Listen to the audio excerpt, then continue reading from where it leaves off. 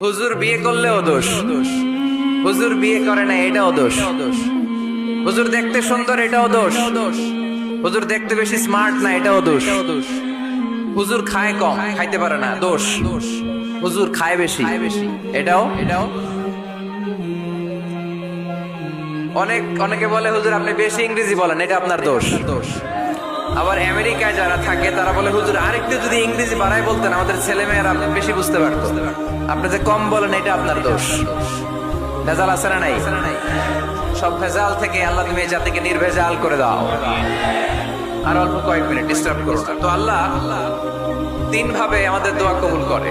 পদ্ধতি নাম্বার 1, চাওয়া মাত্রই দিয়ে দেয়, বলে হ্যাঁ দিব তো দিয়ে দেয়, আমরা খুশি। পদ্ধতি নাম্বার 2, আমরা চাই আল্লাহ এটা দাও, আল্লাহ তখনও বলে ইয়েস দেব, কারণ না বলে ফিরিয়ে দিতে আল্লাহ জানেন দেব, তবে সাথে সাথে দেন না, লেটার অন, দেরি করে। কখন দিলে আমার জন্য ভালো, এটা আমার চেয়েও ভালো জানে কে? দেরি করে দেয়। পদ্ধতি নাম্বার 3, আমি চাইলাম আল্লাহ এটা দাও, আল্লাহ বলে ইয়েস দেব, সাথে সাথে দেয় না, দেরি করেও দেয় না। এটা কিয়ামতের ময়দানের জন্য তিনি রেখে দেয়, যাতে ওই দিন বিপদের কালে এই দোয়ার বদৌলতে তিনি আমাদেরকে বাঁচিয়ে দিতে পারে।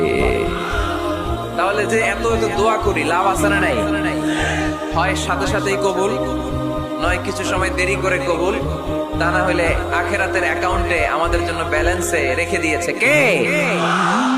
এজন্য আজকের এই ফরিদপুরের মাহফিল তখনই সার্থক হবে যখন আমরা এই সিদ্ধান্ত নিতে পারবো যে আমরা চাইবো একজনের কাছে তিনি কে, এবং চাইবো চাওয়ার মতো। যেহেতু এটা একটা শিল্প, আর্ট, এটাকে আত্মস্থ করতে হয়।